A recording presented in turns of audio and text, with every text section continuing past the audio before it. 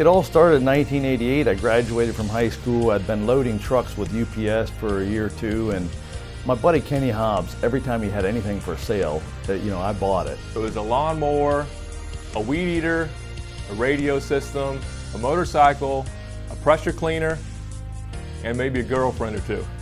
For $1,200, I put this thing in the trunk of my mom's LTD, and I started cleaning roofs, houses, sidewalks, patios.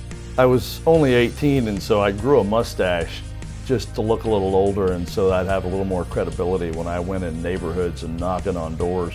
In 1995, I got my painting license, and then I began to run into cases where the paint really needed to be stripped prior to repainting the structure.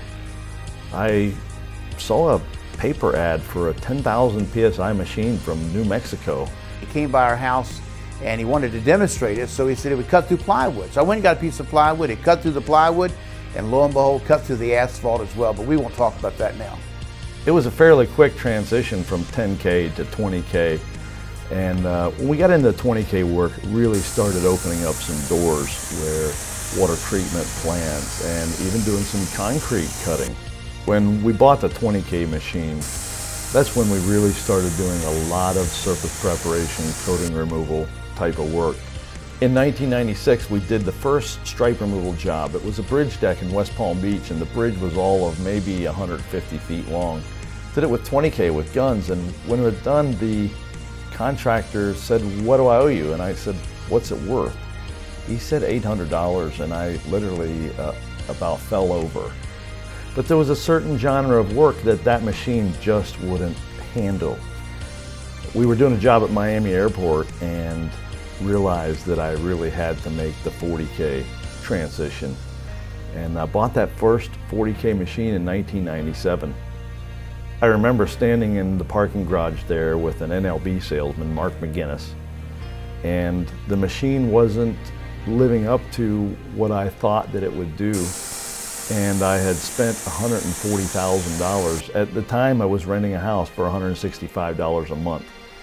And I remember standing there in the parking garage and literally crying. I felt that I had made the worst mistake of my life. In '97, designed our first spray bar, which is still used today with minor improvements. We coupled that to a hydraulic lawnmower that you walk behind.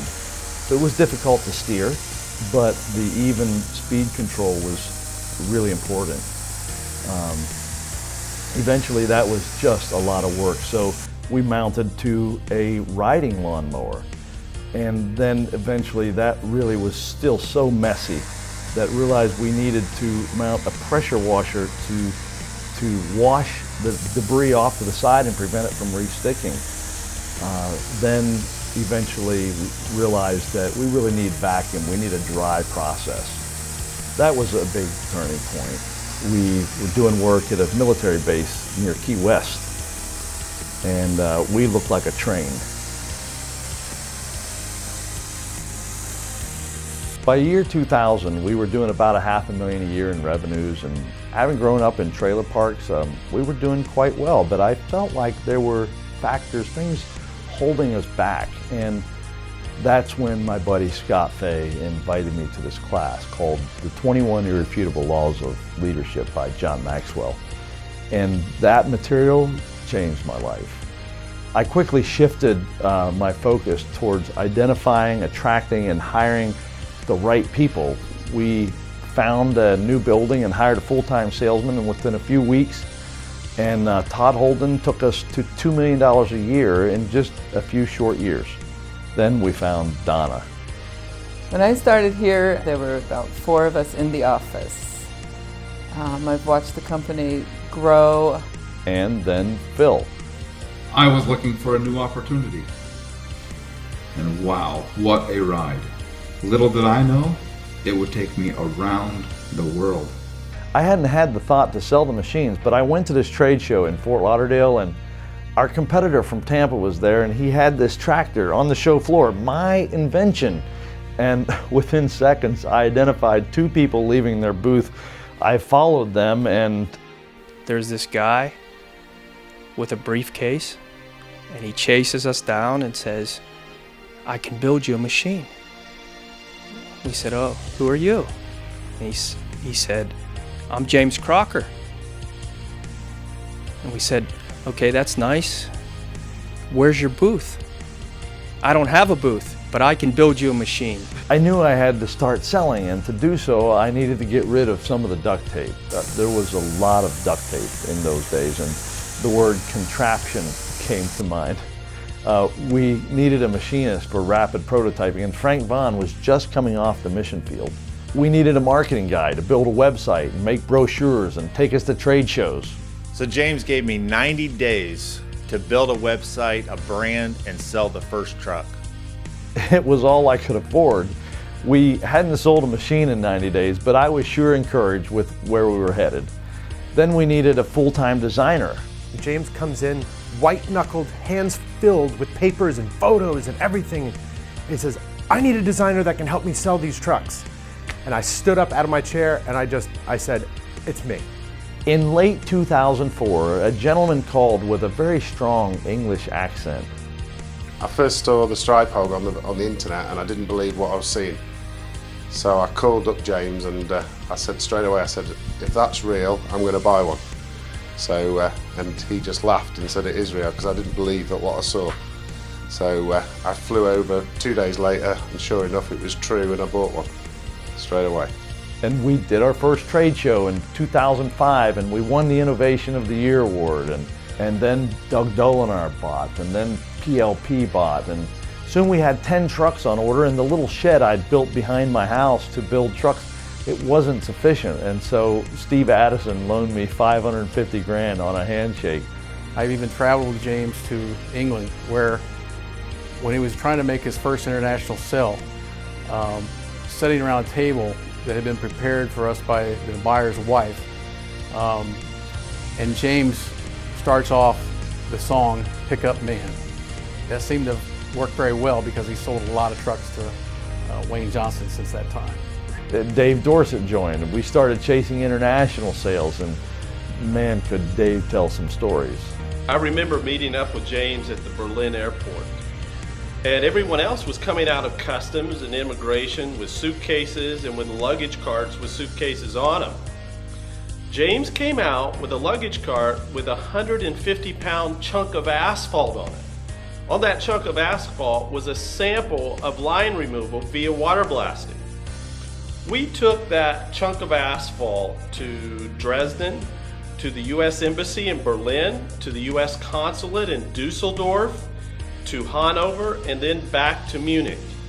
You can't imagine the looks we got in the train stations and on the trains in Germany as we wrestled and lugged that chunk of asphalt on and off the trains. It was an experience, and one I'm glad we haven't repeated since. By 2006, I realized we needed to get rid of the duct tape, like all of the duct tape, as well as design some new models, and so we hired Steve Carroll. My first memory is very vivid, and it's manufacturing the first prototype arm out of wood in James' backyard. David Gomez joined just 7 days later. When I started at Waterblasting, all the design and drafting and engineering was done outside. So there's this opportunity for me that I had to take. Our electrical system had much to be desired. When a customer sometimes calls and they have a problem, we used to say it's BS, that's before Steve. We had some problems in the earlier generations, but now we're up to speed. In finance, our monthly transactions had climbed from the hundreds to the thousands, and it was becoming quite overwhelming. Lynette really needed somebody to help. It was challenging. Lots of fun ramping up and keeping up. We had two Andys show up at nearly the same time, Andy Clark and Andy Figueroa. The one was a very unique customer, and the other, well, let's just say we only ever built 10 trucks without him, Andy Figueroa.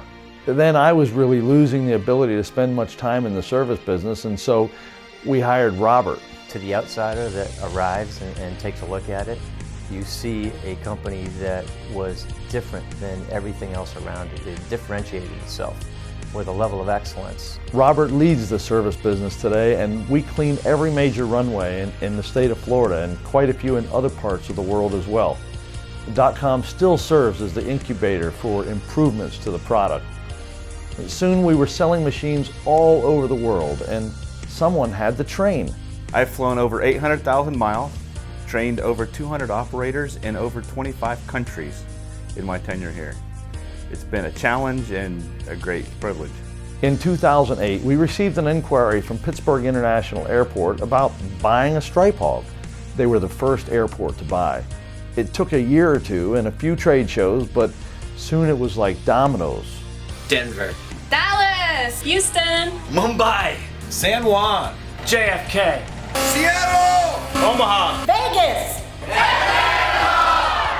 We were having a lot of trouble keeping up with the sheet metal work associated with all of these builds. And this guy, Jose, kept showing up on my doorstep and saying, "We can do it." And I kept saying, ain't nobody got time for that. Finally, one day he got his chance. I gave him an urgent project to do, and he stayed up all night long building a hydraulic oil tank, and Sheet Metal Unlimited was born. Dave Walker joined because no one else's wife would let them stay up half the night taking phone calls from 9 time zones in 10 different languages. Started in 2007, built tractors, then went to electrical, then went to hydraulics. Now I'm in customer service, available 24/7. That's just the way we roll. We needed someone really smart to take care of all the customers' need after the point of sale. And I had heard that excess heat generated from the hard-working brain of smart people can lead to hair loss, and I figured if we found someone with no hair at all, well, that must be a really smart guy. I was working with Fastenal and I was supplying parts to Waterblasting Technologies. Over the years I got to know James Crocker, learned more about Waterblasting Technologies, saw the growth potential, and really wanted to be part of the team. Mike Nardone has done a really great job. We finished a new building. We hired a lot of new talent. Jose found a bunch of hard-working people to grow with us at Sheet Metal, and Robert and Brent continued to build and grow .com, and we've engineered and built 7 different models of Stripe Hog units in 8 years and sold them in 40 countries on 6 continents and 40 of the 50 states. In fact, by late 2012, we calculated we had placed more units worldwide than our 4 biggest competitors had placed in the last 13 years combined. What an amazing team. New contractors and airports keep buying, and existing owners kept coming back to buy additional hogs. I'm honored to coach the best team in our niche industry in the entire world. And we're working hard every day, not just for our customers, but for our team members. Gerardo Escobar started with me over 17 years ago. Gerardo and his wife purchased a new home in Port St. Lucie in 2012, and I had a chance to visit there when they moved in. We laugh, we love, we work, and we do life together. And now we're getting in shape together as well. And now that we have changed the industry, we're also working to change the lives of a few children in India who are far less fortunate than we. Construction of Misbah's home is just now underway and is financed in large part through the generosity of this organization. James, congratulations to you and the Waterblasting team for 25 amazing years. Now, James, you've always been a blast and a friend of mine. But when I think of what you guys have done and how you've grown as a company, it's only because of teamwork. Teamwork makes the dream work. 25 years working together, changing lives, helping people. I'm so glad to know you.